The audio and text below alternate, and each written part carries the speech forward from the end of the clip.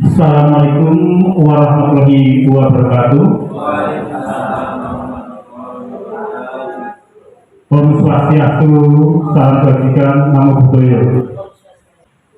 Terima kasih atas kedatangan Bapak Ibu semuanya. Tanpa bersama-sama marilah senantiasa kita hadirkan puja dan puji syukur kehadirat Allah Subhanahu wa taala. Yang pertama, saya ucapkan terima kasih kepada Bapak Kepala Sekolah Bapak Imam Santoso atas kerawaannya. Yang kedua, saya juga mengucapkan terima kasih kepada bapak-bapak dan ibu guru SD yang sudi meluangkan waktunya untuk bisa bersama-sama langsung taruh dan mendengarkan bersama pemaparan dari Bapak Budi Praksilo yang nantinya akan menyampaikan diseminasi budaya positif. Kalau kita mendengar kata-kata sesuatu yang positif, tentunya dalam ingatan kita sesuatu yang tentunya berguna bagi kita semuanya dan juga akan berimbas pada anak-anak didik kita, dan juga kita harapkan berimbas juga pada semua pihak. Yang selanjutnya saya akan membacakan antara yang pertama sampai yang terakhir nanti. Yang pertama pembukaan, kemudian yang kedua sambutan kepala sekolah, acara yang ketiga acara inti, penyampaian materi yang disampaikan oleh Bapak Budi Praksilo. Yang keempat lain-lain, dalam acara sesi lain-lain ini nanti kita gunakan untuk acara tanya jawab. Dan yang terakhir penutup. Acara yang pertama, marilah kita buka dengan bersama-sama berdoa dengan membaca basmalah. Semoga acara yang akan kita laksanakan ini nanti berjalan lancar tanpa ada halangan apapun dan menghasilkan sesuatu yang sangat berguna bagi kita semuanya. Bismillahirrahmanirrahim. Demikian pembukaan. Untuk selanjutnya sambutan kepala sekolah yang akan disampaikan oleh Bapak Imam Santoso. Kepada Bapak Imam Santoso, disilakan. Terima kasih kepada Pak Mario selaku pembawa acara pada siang hari ini. Assalamualaikum warahmatullahi wabarakatuh. Yang saya hormati Bapak Ibu guru dan karyawan SD Negeri Pendidikan Logika, wabil khusus pada Pak Budi Praksilo yang pada hari ini akan memaparkan, menyampaikan diseminasi budaya positif budaya dalam rangka memenuhi persyaratan kelanjutan dari calon guru penggerak. Pada dasarnya hari ini suatu rangkaian panjang yang dialami oleh Bapak Budi. Saya hanya berharap yang pertama adalah Pak Budi selalu menjaga kesehatannya, kemudian yang kedua selalu bergerak, berubah, dan selalu memberikan hasanah yang lain pada teman-teman. Kemudian nanti juga dalam rangka acara penyampaian diseminasi positif budaya ini nanti teraplikasi kepada siswa khususnya. Tetapi sebelum diseminasi budaya positif ini sampai ke siswa, paling tidak kita harus melaksanakannya terlebih dahulu.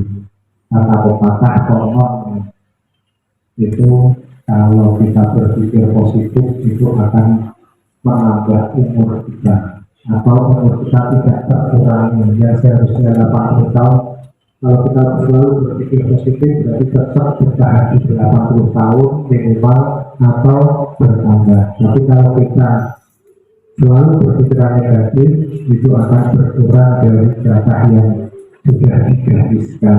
Katanya orang tua seperti itu. Ya, jadi apapun bentuknya, apapun permasalahannya, selama kita berpikir positif, insya Allah nanti kita akan mendapatkan solusi yang terbaik. Bapak Ibu yang saya hormati, pada hari ini terima kasih kepada Pak Budi sebelumnya yang akan menyampaikan diseminasi positif budaya dan nanti kita cermati bersama.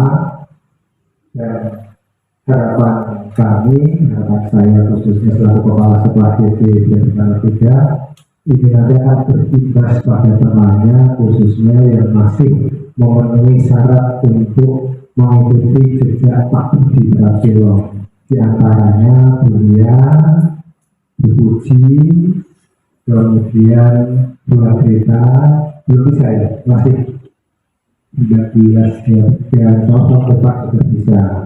Ya, kemudian juga guru yang lain yang masih memungkinkan atau sudah mendekati masa untuk bisa mengikuti jejaknya, mempersiapkan diri.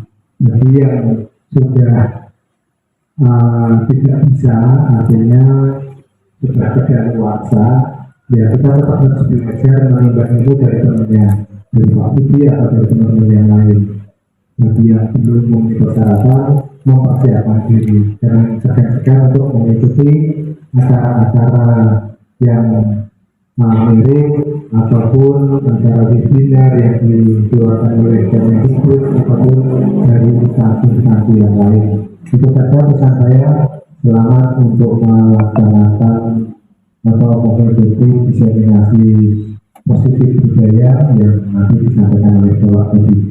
Kurang lebihnya demikian dari topik budaya. Assalamualaikum warahmatullahi wabarakatuh.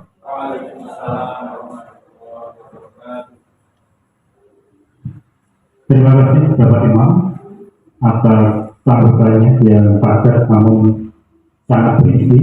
Yang perlu kami garisbawahi yang terakhir tadi, penyampaian diseminasi budaya positif oleh Bapak Budi ini nanti diharapkan bisa berimbas kepada teman-teman kita yang saat ini masih punya potensi untuk acara yang kita nanti yaitu acara inti penyampaian materi oleh Bapak Budi Prasetyo tentang budaya positif. Kepada Bapak Budi Prasetyo, disilakan.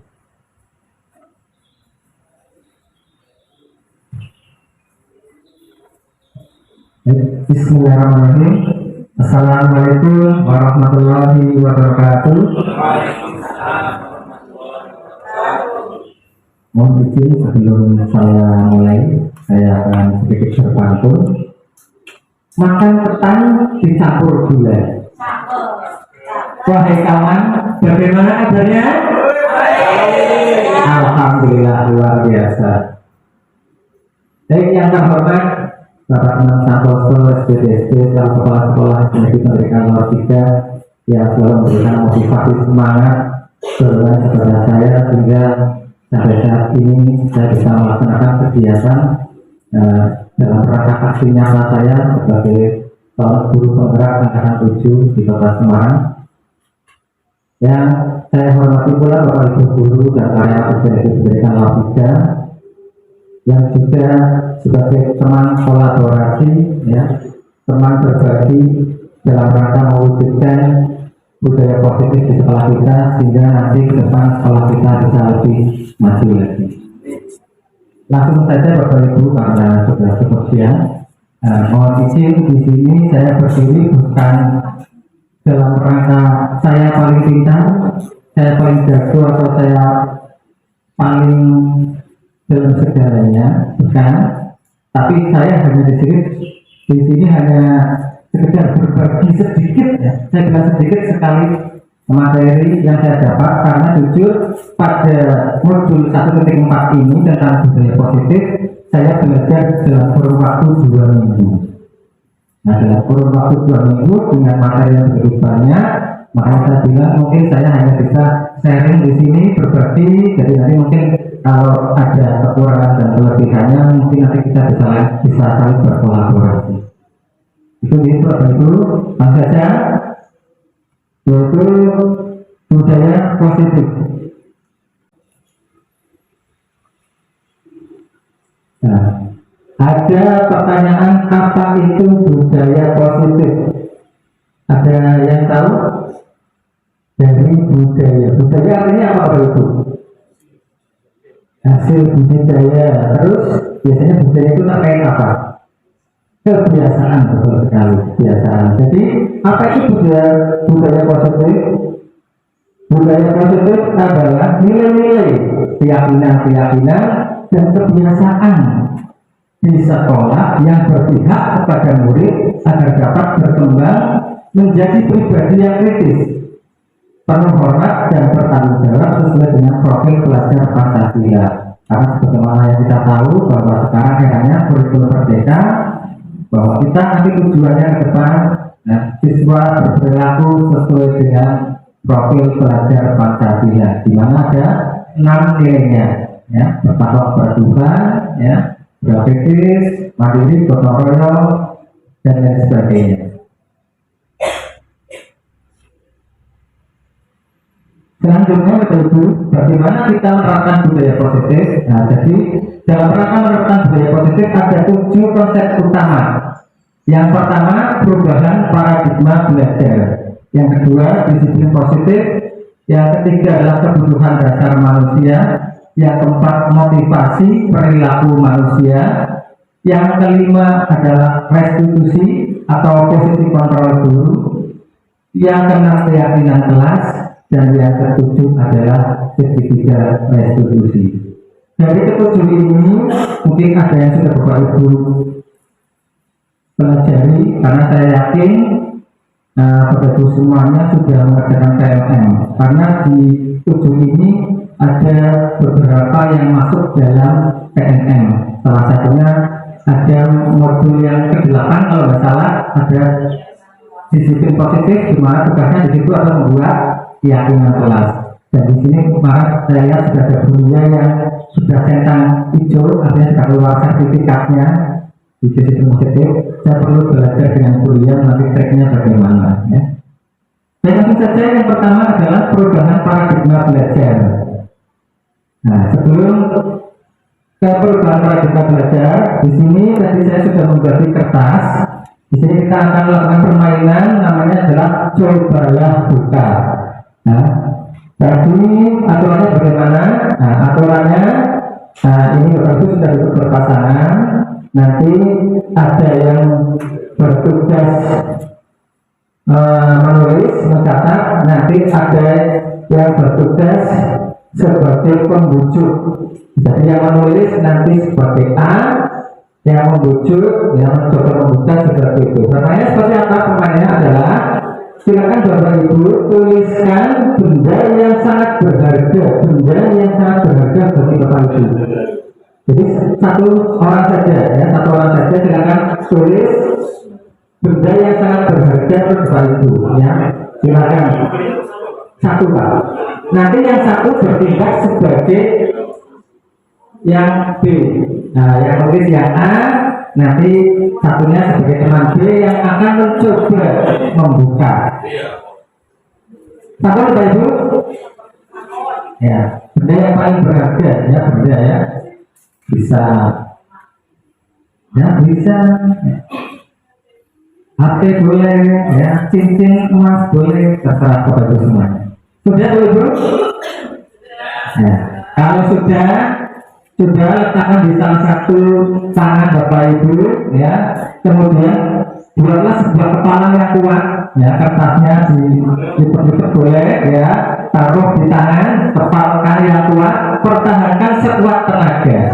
Tugasnya Bapak Ibu yang sebelahnya, ya, yang sebelahnya mencoba dengan segala cara untuk mengambil sesuatu yang ada di tangan temannya tadi dengan cara bisa dibujuk, dirayu, disuap, boleh ngotangi dulu dan sebagainya, dan menghabis. Boleh. Sudah siap Bapak Ibu? Saya beri waktu 30 detik dari sekarang. Silakan, monggo.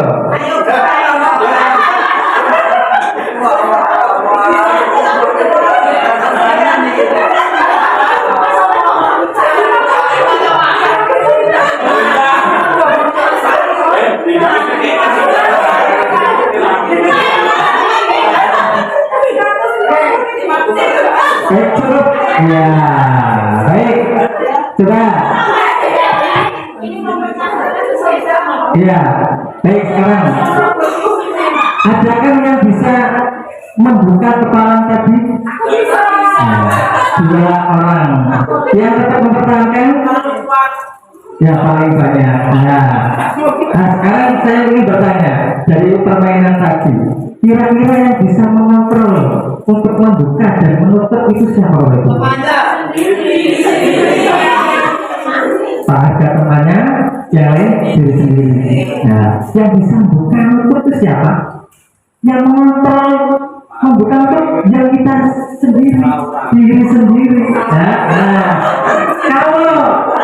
Kalau dengan bujukan rayuan tadi kok terus kita membuka, artinya kita bisa dikontrol oleh orang lain.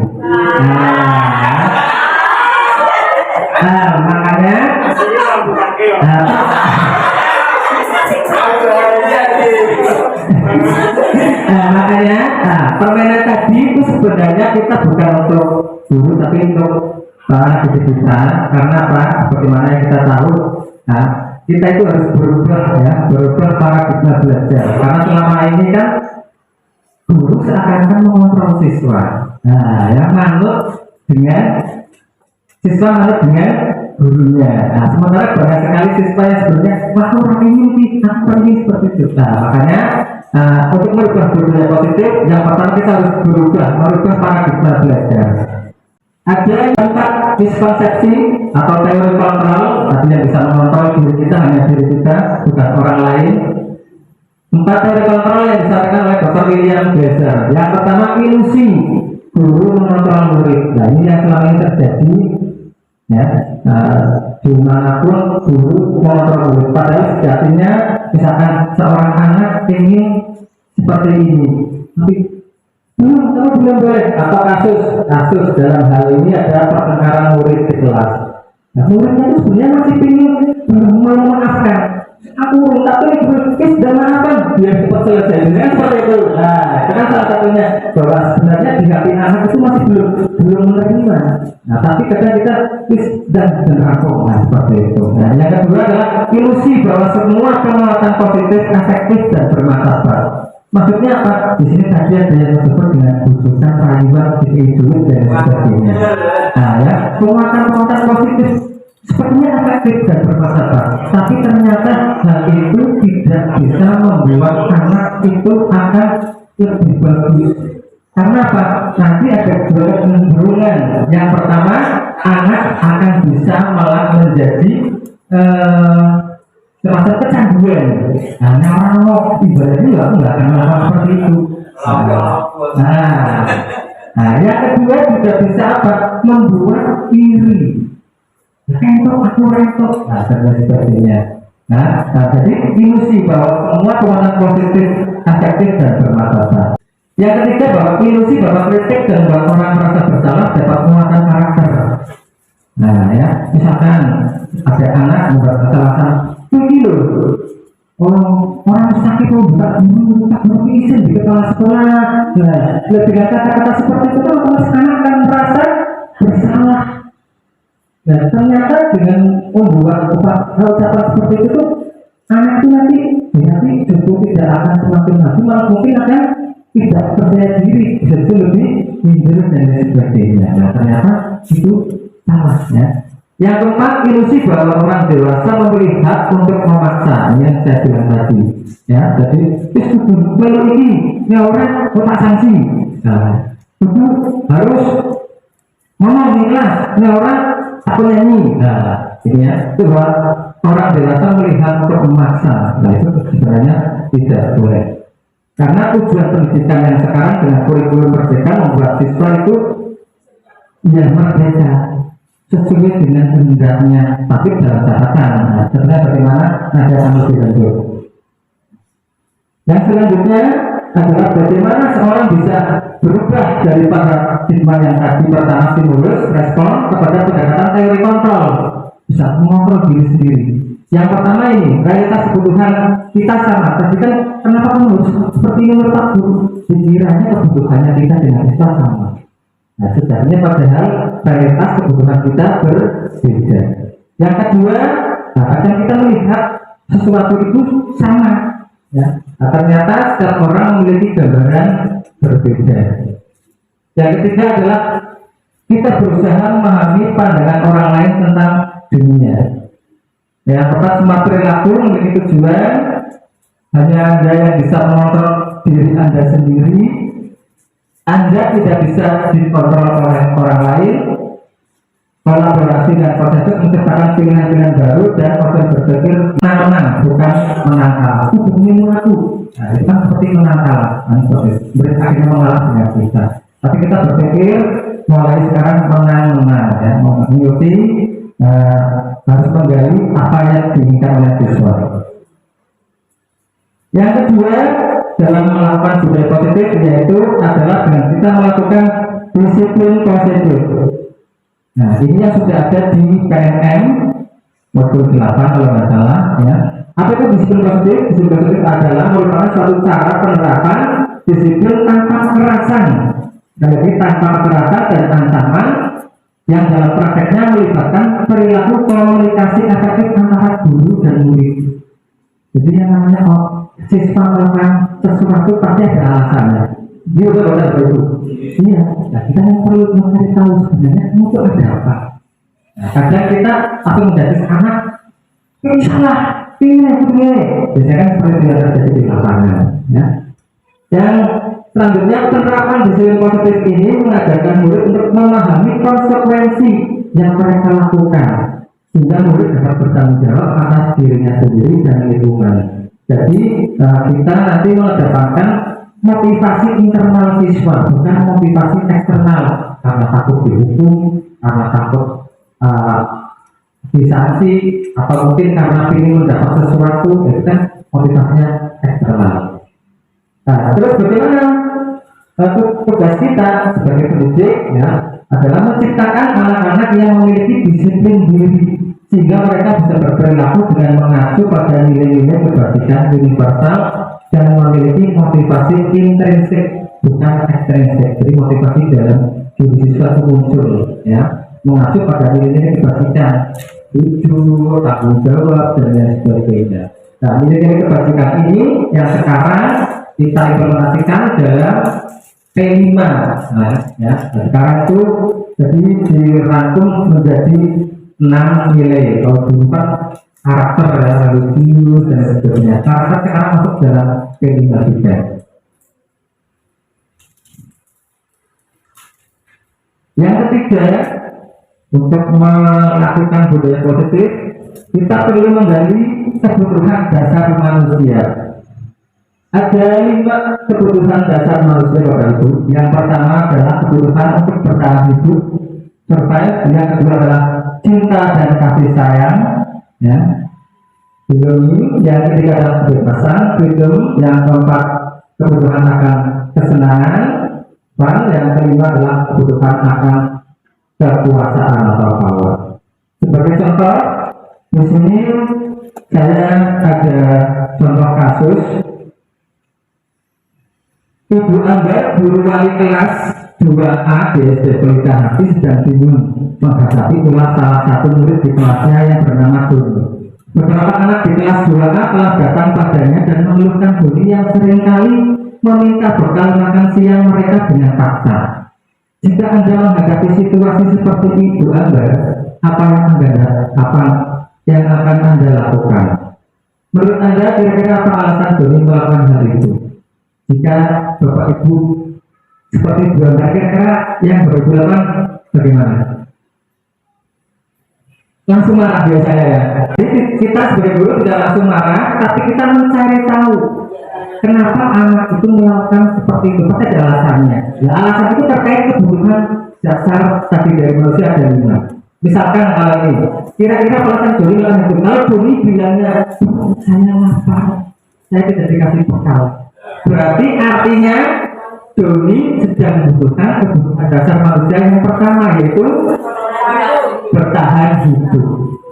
Jika Doni melakukan itu, jawabannya saya senang kok kalau lihat teman-teman saya itu ekspresinya seperti itu.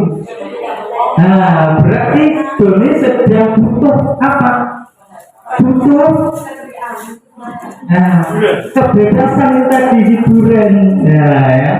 Berarti, tinggal kita nanti mengarahkan, bahwa seperti itu tidak boleh, kebebasannya seperti apa, itu ya.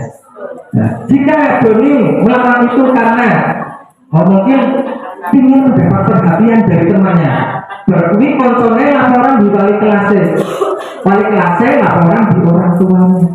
Artinya Doni sedang membutuhkan sebuah dasar yaitu kasih sayang, ingin diperhatikan baik teman, guru, orang tuanya. Nah, jadi dalam hal ini kita sebagai guru harus mengalah dulu sebenarnya kebutuhan apa yang dibutuhkan oleh anak tersebut. Baik, lanjut Bapak Ibu ini. Yang keempat adalah motivasi perilaku manusia. Motivasi merupakan dorongan yang timbul pada diri seseorang secara sadar atau tidak sadar untuk melakukan suatu tindakan dengan tujuan tertentu. Nah, ada 3 yang menyebabkan kita termotivasi, ya. Yang pertama karena menghindari ketidaknyamanan dan hukuman. Ini namanya motivasi eksternal dari luar. Jadi melakukan suatu hal, contohnya aku dasi. Kenapa? Karena aku belajar hukum. Nah, itu motivasinya seperti itu. Jadi motivasinya karena dari luar begitu. Yang kedua karena mendapat imbalan atau penghargaan dari orang lain. Aku maju berguna mengentok sesuatu hal. Nah, jadi motivasi dari luar, motivasi ekstrinsik. Nah, ini mungkin hanya bisa untuk jangka pendek, ya. Nah, yang paling bagus adalah yang ketiga, yaitu menghargai nilai-nilai kebaikan diri sendiri. Aku melakukan disiplin, tujuannya apa kok? Supaya saya ke depan seperti ini. Saya jujur supaya apa? Nah, jadi yang kita gali nanti karena adalah menggali nilai-nilai kebaikan diri sendiri atas motivasi internal tadi. Jadi yang diunggulkan dalam termasuk kurikulum Merdeka itu adalah motivasi dari anak supaya apa? Lebih disiplin sehingga nanti ada budaya yang positif. Yang kelima adalah posisi kontrol seorang guru. Menurut James Dosen ada 5 posisi kontrol seorang guru. Yang pertama adalah penghukum. Yang kedua adalah guru pembuat merasa bersalah. Yang ketiga adalah guru sebagai teman. Yang keempat adalah sebagai pemantau. Yang kelima adalah sebagai manajer. Jadi ada 5 posisi kontrol kita sebagai seorang guru. Lebih jelasnya seperti ini Bapak Ibu. Nah, jadi kalau guru penghukum itu biasanya tindakannya dengan cara memarahi, mengkritik, menyakiti, melakukan tindakan kekerasan. Sehingga anak akibatnya nanti tidak akan peduli dengan guru atau tugas sekolahnya. Perkataannya seperti apa? Kalau kamu tidak menurut keluar. Nah, itu berarti ciri guru pemarah. Nah, saat seperti itu ciri guru pemarah. Ya. Kalau perilakunya bagaimana? Perilakunya melanggar yang berulang sebagai bentuk perlawanan karena anak tadi sangat peduli. Ya. Jadi tidak akan semakin baik, tapi malah semakin akan mundur orang peduli. Ya. Karena apa? Ini motivasinya masih ekstrinsik. Yang kedua adalah posisi guru pembuat rasa bersalah. Ini mungkin juga saya juga ada di sini 1 dan 2. Guru penghukum membuat rasa bersalah, ya. Tindakannya dengan mendiamkan, menceramahi, membuat rasa bersalah. Contohnya dengan perkataan, Bapak kecewa sama kamu. Kalau orang tua tahu itu bagaimana? Sakit atau enggak sih, iya kan? Nah, itu berarti membuat siswa itu merasa bersalah. Ya, akibatnya juga apa? Murid akan merasa bodoh atau nakal. Aku kira, nah seperti itu. Ya. Sehingga kalau perilaku yang biasa anak apa? Anak akan percaya diri, kurang percaya diri, cemas, khawatir, takut kalau melakukan sesuatu salah seperti itu. Nah ini motivasinya ekstrinsik. Yang ketiga, guru sebagai teman. Nah, tindakannya dengan membuat pemakluman dengan perkataan, nah, Ini Bapak ya, ini Pak Guru, Pak Guru. Buat ya. Nah, akhirnya dia mau mengerjakan. Nah, ini adalah guru sebagai teman. Ini sangat ada. Nah, ya. Nah, akibatnya apa? Akibatnya merasa guru adalah teman yang bisa memaklumi kesalahannya. Pak Guru konsumsi rokok ya, sampai ya. Nah, sehingga perilaku yang timbul anak menjadi lemah, tergantung. Pak Guru lah, cenderung menunggu orang dikontrol orang. Ya, ini motivasinya juga ekstrinsik. Selanjutnya guru pengontrol. Guru pengontrol itu berarti tindakannya memantau, mencatat. Nah, dengan melakukan perkataan, kamu sudah tahu aturannya kan? Iya Pak. Terus kalau melanggar bagaimana? Saya akan nyanyi Pak. Nah, itu berarti kontrol, ya. Nah, akibatnya apa? Murid mempertanyakan konsekuensi perbuatannya tadi. Aku mau nyanyi ya. Nah, terus pola perilakunya bagaimana? Orientasinya pada ganjaran dan hadiah. Nek aku ngelakoke, aku mungkin untuk bintang, untuk nilai, untuk dan lain sebagainya. Nek orang ngelakoke, ya tadi ada konsekuensinya, mungkin dihukum nyanyi dan lain sebagainya. Ini juga masih motivasi ekstrinsik. Nah, yang paling bagus guru seperti apa? Yang kelima Bapak Ibu, guru sebagai manajer. Ini memang berat sekali. Saya sendiri juga belum bisa sebagai guru manajer. Ya, karena apa? Tindakan yang dilakukan adalah bertanya dan membuat kesepakatan kelas. Jadi sebelum kita mulai membelajar ke siswa di awal tahun, kita terlebih dahulu membuat kesepakatan kelas. Sepertinya sudah dilakukan dunia itu dalam disiplin positif, itu kan kesepakatan kelasnya di PNM, itu kan kesepakatan kelas. Nah, kesepakatan kelas ini dibuat dengan siswa atas dasar persetujuan suka sama suka, saling setuju, ya. Dengan apa perkataannya, apa sebenarnya harapanmu? Nah, aku ingin ini Pak, saya mau ini karena ingin ini. Nah, akibatnya apa yang bisa saya lakukan untuk memperbaiki diri? Sehingga anak termotivasi. Oh, kamu ingin seperti ini. Kalau dituruti, dia akan termotivasi akan memperbaiki diri. Nah, pola perilakunya bagaimana? Disiplin dalam diri meningkat, motivasi intrinsik. Nah, ini ya. Nah, ini yang sampai sekarang saya juga baru melakukan kemarin, ya, membuat kesepakatan kelas.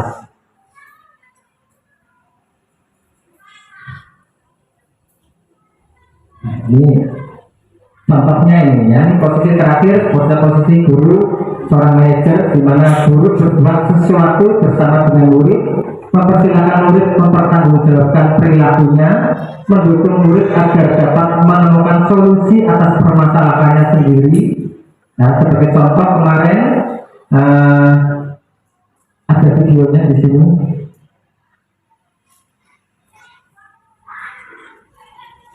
Videonya saya tidak muncul ya. Nah, jadi kemarin saya membuat video dalam rangka membuat keyakinan kelas. Nah, ini contoh ketika saya membuat keyakinan kelas di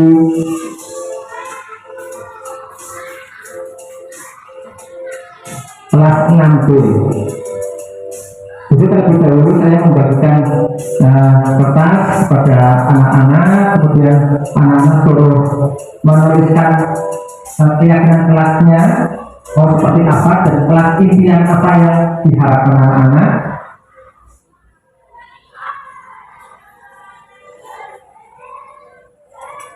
Kemudian saya mempersilahkan anak-anak untuk menempelkan apa yang sudah mereka tulis terhadap keyakinan kelas dan kelas impian yang mereka harapkan.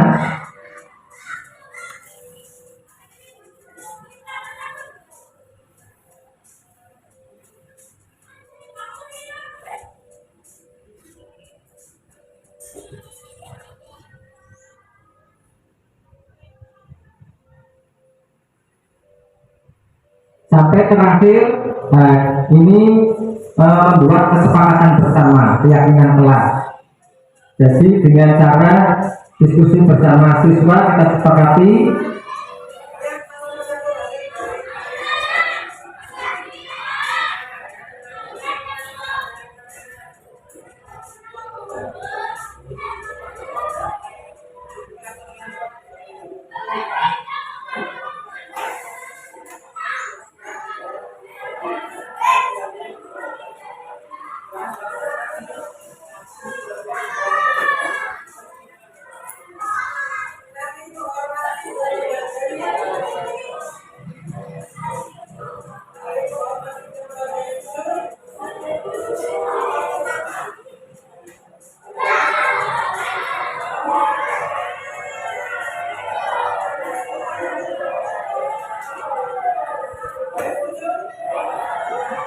Nah, di sini saya bersama-sama dengan siswa membuat keyakinan kelas sampai tercipta ada 7 keyakinan kelas dan ada 4 kelas yang diharapkan oleh anak-anak kelas 6B.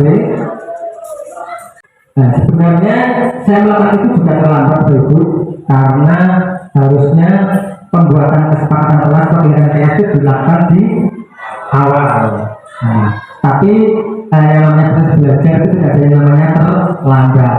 Lebih baik melaksanakan daripada tidak sama sekali. Nah, jadi ini kemarin masa 2 dan sepakati dan alhamdulillah sudah berjalan selama ini. Setiap kali anak melanggar keyakinan yang sudah disepakati, maka anak akan tahu sendiri konsekuensinya. Jadi bukan dihukum, tapi sudah tahu akan konsekuensi yang didapat. Terus seperti apa?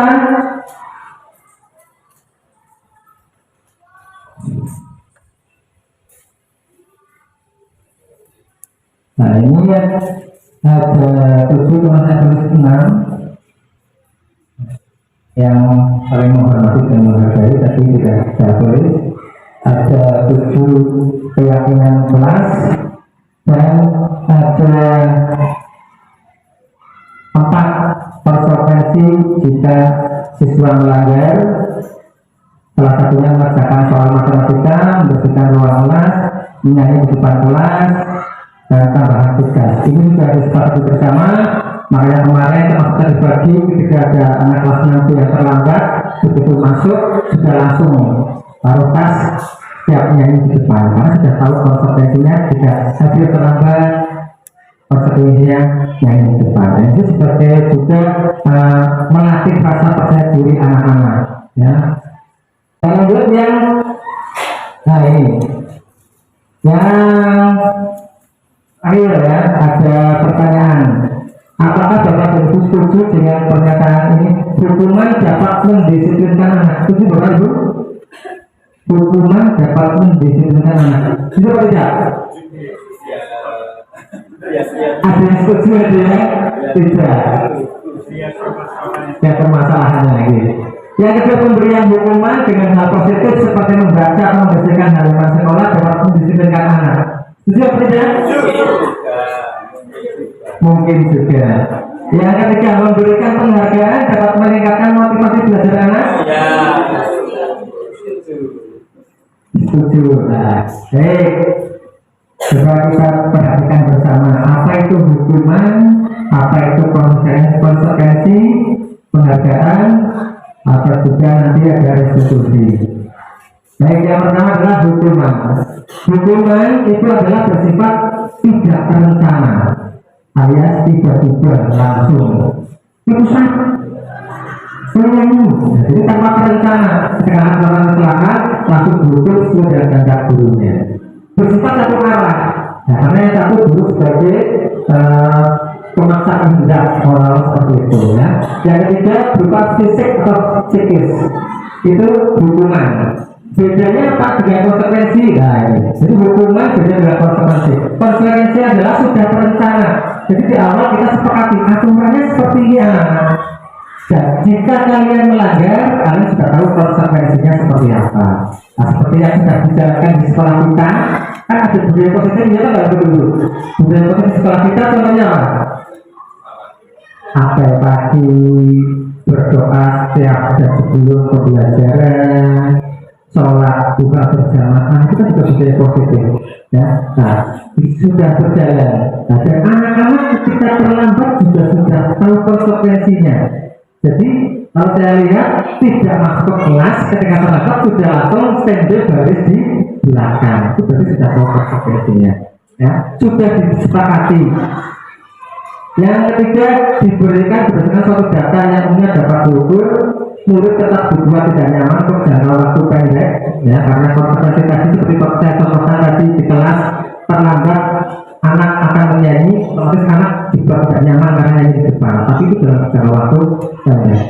Terus guru memonitor murid, ini konsekuensi.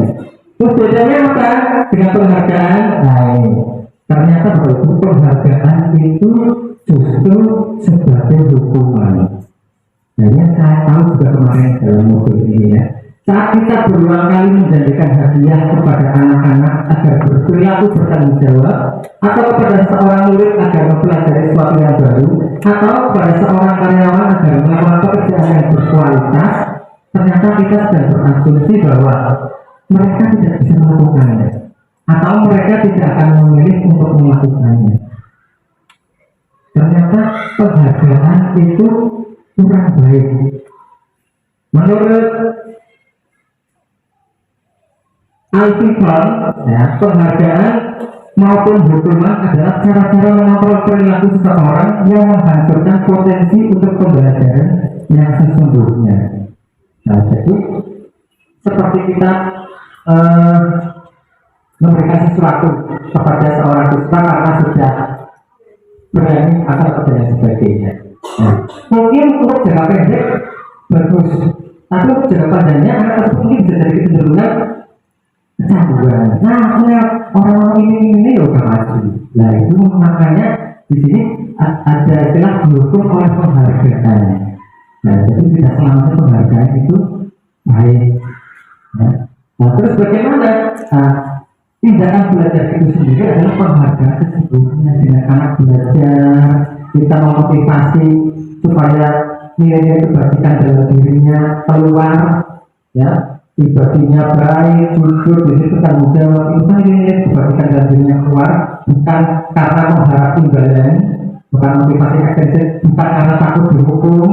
Nah, itu ya. Jadi tindakan belajar itu sendiri adalah penghargaan sesungguhnya. Nah, tindakan memberi penghargaan nilainya itu ternyata sama dengan menghukum. Ternyata kita memberikan penghargaan ke siswa, nilainya sama dengan menghukum. Makanya di era kurikulum 2013 sekarang, raport itu sudah tidak ada ranking. Bahkan sekarang ini kan baru itu sudah. Kenapa? Dengan ranking ternyata itu bisa termasuk menghukum seseorang. Karena seperti yang kita sering bersama, jika nanti ada perintah kemudian pulang rumah, biasanya orang tuanya selalu membandingkan anaknya dengan yang lain. Nah, itu kan akhirnya nanti bagi mereka yang mungkin berprestasi, oke lah, bagi yang tidak berprestasi, wah, akan mungkin semakin terasa minder dan sebagainya. Nah, dan kita di dalam jangka waktu pendek mungkin akan bisa, ya. Tapi kan yang namanya ini kan tidak setiap semester selalu peringkat satu kan juga kadang bisa bergulir dalam itu tadi, ya. Ternyata hukuman itu penghargaan itu nilainya sama dengan menghukum seseorang. Nah, ini penghargaan pengaruhnya bisa jangka pendek, jangka panjang tadi. Dan penghargaan ternyata kurang efektif. Penghargaan merusak hubungan, seperti tadi yang saya bilang bahwa jika itu diberi penghargaan ternyata ada temannya yang iri dan sebagainya, itu kan merusak hubungan. Nah, penghargaan juga mengurangi ketepatan, menurunkan kualitas karena anak belajar karena ingin mendapat penghargaan dari gurunya. Nah, seseorang berjanji ini dia tidak akan belajar. Nah, menurunkan kualitas, penghargaan menguatkan kreativitas sama seperti tadi, ya. Penghargaan sifatnya sama menghukum, ya. Nah, yang perlu kita tingkatkan apa? Motivasi dari dalam diri siswa. Jadi bukan karena ada sesuatu hal baik itu penghargaan ataupun hukuman. Nah, ada langkah selanjutnya yaitu adalah memberikan restitusi. Nah, ini sudah saya dapat di buku ini, ya. Apa itu restitusi? Restitusi adalah proses menciptakan kondisi bagi murid untuk memperbaiki kesehatan mereka sehingga mereka bisa kembali pada kelompok mereka dengan karakter yang lebih kuat. Atau merupakan proses kolaboratif yang mengajarkan murid untuk mencari solusi untuk masalah mereka dan membantu murid berpikir tentang orang seperti apa yang mereka inginkan dan bagaimana mereka harus memperlakukan orang lain. Tahapan restitusi sendiri itu ada 3 tahapan yang dinamakan dengan segitiga restitusi, ya. Yang pertama adalah menstabilkan identitas, yang kedua adalah validasi tindakan yang salah, yang ketiga adalah menanyakan keyakinan. Nah, jadi kalau misalkan ada siswa kita yang bermasalah melakukan kasus ataupun kesalahan, Nah, langkah kita yang perlu kita lakukan yang pertama adalah menstabilkan identitas dengan cara apa? Menanyakan siswa. Nah, Pak Guru juga pernah melakukan seperti itu. Setiap orang pernah melakukan kesalahan, tidak ada orang yang sempurna. Nah, kami bukan satu-satunya yang pernah melakukan ini. Nah, itu termasuk contoh-contoh menstabilkan identitas. Saya rasa kalau itu juga sudah pernah melaksanakannya, cuma nggak tahu kok ternyata itu bagian dari segitiga restitusi. Yang kedua adalah validasi tindakan yang salah. Ya, kamu dulu punya alasan kamu mengapa melakukan itu? Iya Pak, saya melakukan seperti ini. Nah, ini namanya adalah memvalidasi tindakan yang salah. Adakah cara yang lebih efektif untuk mendapatkan apa yang kamu butuhkan? Saya pilih ini Pak, saya pilih ini. Itu adalah validasi tindakan yang salah. Yang ketiga adalah menanyakan keyakinan. Nah, jadi setelah proses di awal tadi kita membuat keyakinan kelas, kita kembalikan lagi kalau ada siswa melakukan kesalahan, kita tanyakan keyakinan kelasnya. Keyakinan kelas apa yang telah kita sepakati. Nah, kalau ini Pak, kamu tahu kalau melanggar keyakinan kelas bagaimana konsekuensinya? Saya tahu. Bagaimana kamu akan perbaikinya? Jangan tidak perlu terlambat lagi misalkan seperti itu, ya. Nah, ini 3 tahapan segitiga restitusi dan saya yakin bahwa itu sudah melaksanakannya, ya. Nah, ini biasanya Ustaz dan gurunya berkata berbuat salah itu hal yang manusiawi, tidak ada manusia yang sempurna. Bapak Ibu juga pernah salah. Nah, kita pasti bisa menyelesaikan permasalahan ini bagian menstabilkan identitas. Yang kedua, validasi tindakan yang salah, ya, yaitu membantu siswa mengenali kebutuhan yang ingin dipenuhi ketika melakukan kesalahan. Tadi kita butuh dasar, ya, kita tanyakan dulu. Kamu bisa saja melakukan hal yang buruk, tapi kamu tidak melakukannya. Apa yang penting bagi kamu? Ya, pertanyaan ini adalah pertanyaan dalam rangka validasi tindakan yang salah. Yang ketiga adalah dengan menanyakan keyakinan. Ya, jadi anak melihat kesalahannya dan berhubungan dengan norma sosial dan nilai yang mendasari manusia untuk berinteraksi dengan orang lain. Dengan perkataan, apa nilai yang kita percaya di sekolah kita, keyakinan kelas kita seperti apa, ya, kamu ingin jadi anak seperti apa yang kamu rasakan ketika kamu melakukan hal seperti itu. Nah, ini ada bukti ketika saya melakukan segitiga restitusi kasus saat jam terakhir pembelajaran dengan menggunakan kuisis, ternyata ada siswa yang saat mengerjakan sambil makan di kelas. Ya, padahal sudah ada kesepakatan kelas, yakinnya kelas bahwa tidak boleh makan di kelas.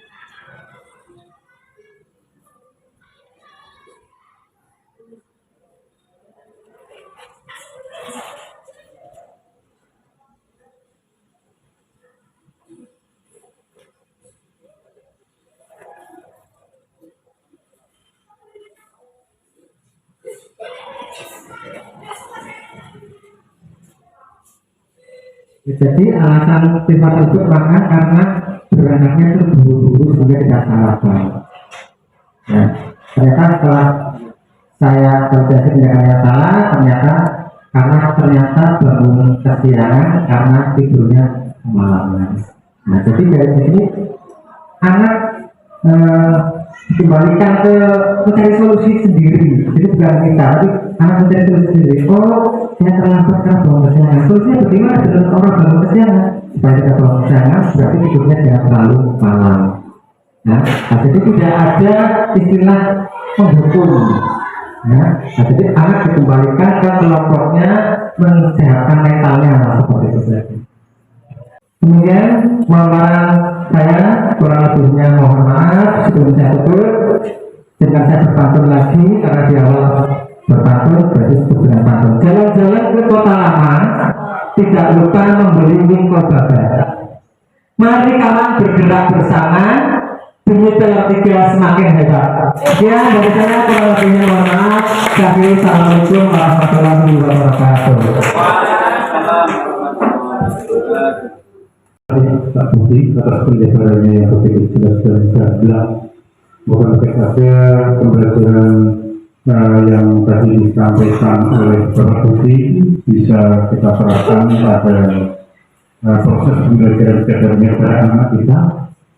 Mungkin seandainya ada satu dua hal yang kebetulan sedikit agak bertentangan dengan pelaksanaan pembelajaran, itu nanti ada forum tanya jawab ini nanti akan sedikit kita bahas dan kita bicarakan bersama. Untuk acara yang selanjutnya, yaitu acara yang keempat, ini forum lain-lain yang akan kita isi dengan tanya jawab. Kepada Bapak Ibu, mungkin dari penjabaran Bapak Budi tadi ada permasalahan-permasalahan di lapangan, sekiranya bisa kita bahas bersama. Nanti akan kita bahas bersama dan Pak Budi sebagai narasumber akan menjelaskan. Terima kasih. Monggo kepada Bapak Ibu semua. Izin bertanya Pak Budi. Oh, iya, monggo.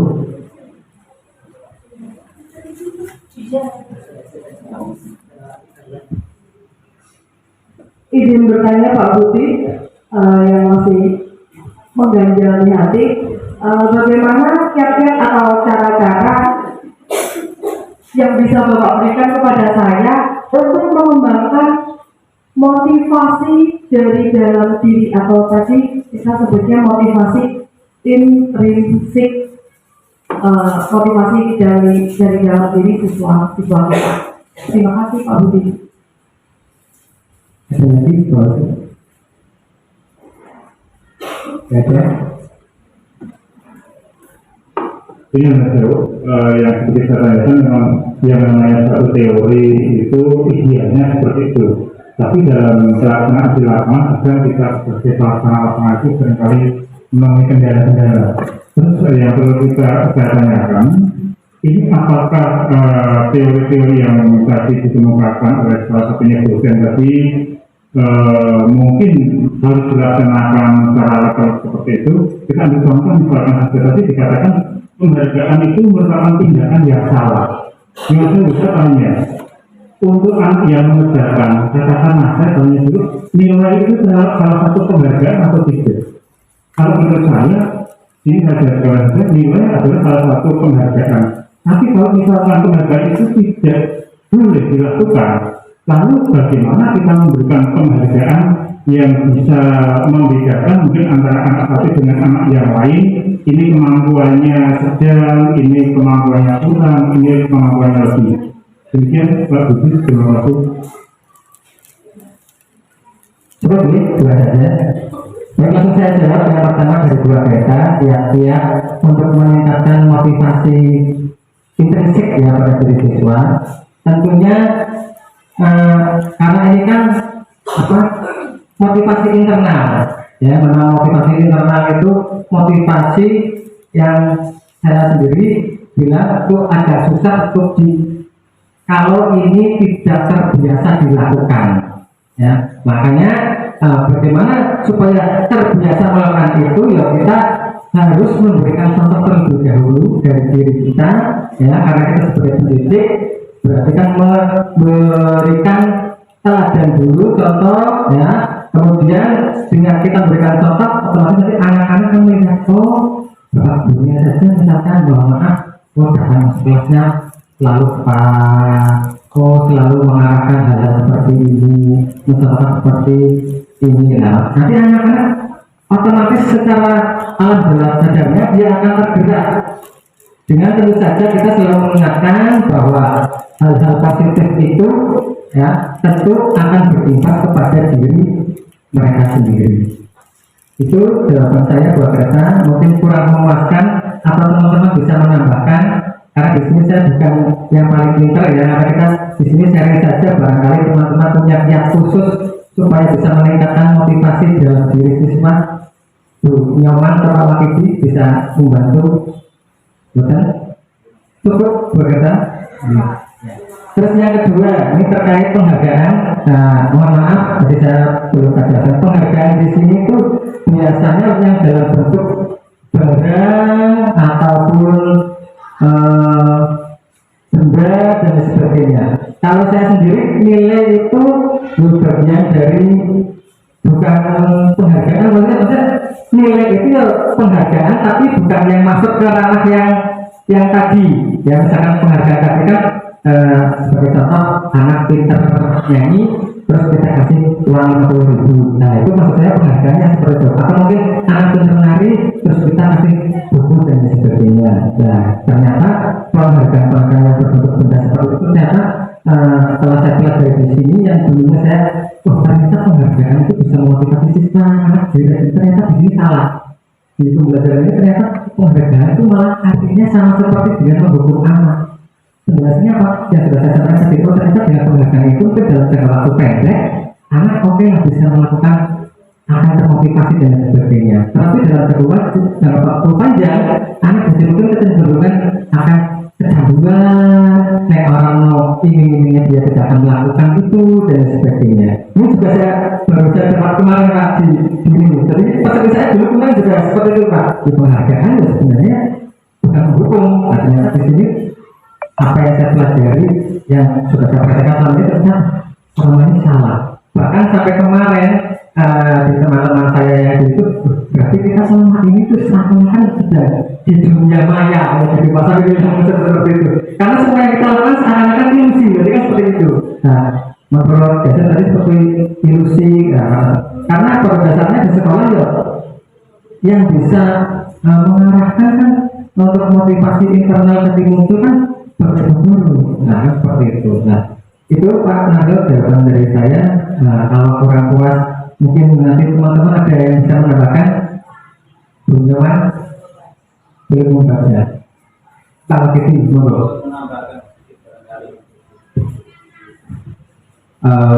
Ikut menambahkan sedikit.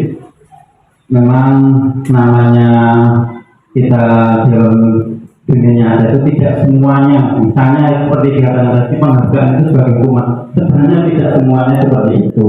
Yang disampaikan Pak Naryo juga betul. Jadi memang kita melihat dulu caranya. Kalau penghargaan itu memang menyebabkan katakanlah dalam tanda kutip sebagai racun, itu sebagai penghargaan yang menjadi hukuman. Tapi kalau penghargaan itu bisa meningkatkan motivasi anak, kenapa tidak? Jadi memang kita harus memilah, harus pandai-pandai ketika kita akan memberi penghargaan, karena dalam hidup itu memang penghargaan itu hal yang wajar diterima bagi orang yang berbuat baik.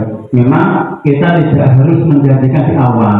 Jadi setiap ada hal yang baik, misalnya anak melakukan satu yang luar biasa, kita beri tepuk tangan, itu juga penghargaan. Jadi berbagai macam bentuknya, tidak harus berupa materi. Mungkin yang dijanjikan dan berupa materi mungkin itu yang bisa menjadi satu. Demikian Pak Budi, terima kasih. Terima kasih Pak Wakili. Maksud saya juga seperti itu. Cuma lidah saya itu tidak dapat tulang ya, jadi berbelit-belit. Maksudnya mau dengan itu jadinya apa? Nah, cuma saya hanya ingin mengatakan bahwa kenapa penghargaan tadi seperti hukuman, karena itu kan motivasi eksternal. Nah, sedangkan di sini adalah budaya positif yang perlu ditingkatkan adalah motivasi dalam diri internal. Nah, supaya anak melakukan kejujuran, disiplin, tanggung jawab, tahu konsekuensinya, tahu ke depan akan seperti apa. Nah, seperti itu ya.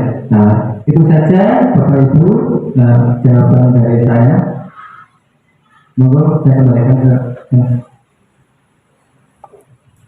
Terima kasih atas penjelasan dari Bapak Budi. Mungkin dari Bapak Ibu yang lain kalau nanti kurang puas bisa dijelaskan di lain hari ini dengan waktu. Terus acara selanjutnya ini penutup mungkin dari Bapak Kepala Sekolah tidak yang saya sudah ada yang lain kita sudah ada ya. Acara dengan acara sudah kita lalui. Alhamdulillah bisa berjalan lancar. Menurut saya pribadi, saya mendapatkan banyak pengalaman dari Pak Budi. Ketika teman-teman saya berharap juga Walaupun sedikit yang diberikan Pak Budi ini bermanfaat bagi kita semuanya dan juga berimbas nanti pada anak-anak kita semuanya. Karena agar saya berjalan dengan lancar dan sukses, mari bersama-sama kita tutup pertemuan pada siang hari ini dengan bacaan Alhamdulillah. Amin. Wassalamualaikum warahmatullahi wabarakatuh.